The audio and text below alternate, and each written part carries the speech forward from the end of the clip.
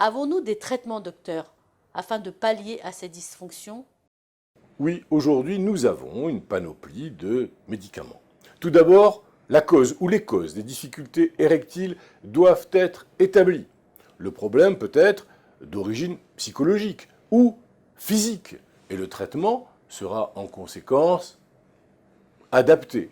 Ainsi, la psychothérapie et la thérapie comportementale peuvent parfois être bénéfiques lorsqu'on n'a pas pu déceler des causes physiques aux difficultés érectiles ou lorsque le patient refuse un traitement médical. Il existe divers modes de traitement de la dysfonction érectile. Comme c'est le cas pour n'importe quel type de traitement, chacun a ses avantages et ses inconvénients. Les traitements par voie orale.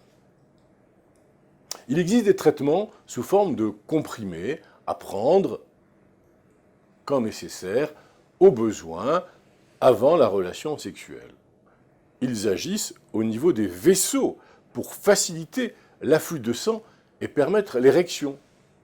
Ces traitements nécessitent une ordonnance médicale et donc un suivi médical. Ce sont les médicaments facilitateurs de l'érection ou inhibiteurs de la PDE5, dont j'ai parlé d'ailleurs dans une autre vidéo. Dans les corps caverneux, une enzyme appelée phosphodiesterase de type 5, d'où les initiales PDE5, a pour fonction d'affaiblir l'érection. Il existe des médicaments qui vont bloquer l'action de cette enzyme, assurant ainsi le maintien d'une érection plus longue et de meilleure qualité. Je citerai les 3 grands médicaments qui existent sur le marché actuellement. Le sildenafil, qui est le Viagra, le taldalafil, qui est le Cialis, le vardenafil, qui est le Levitra. Un autre arrive actuellement, qui est l'avanafil et qui s'appelle le Spedra. Chacun de ces 3 ou 4 médicaments sont efficaces en cas de trouble de l'érection.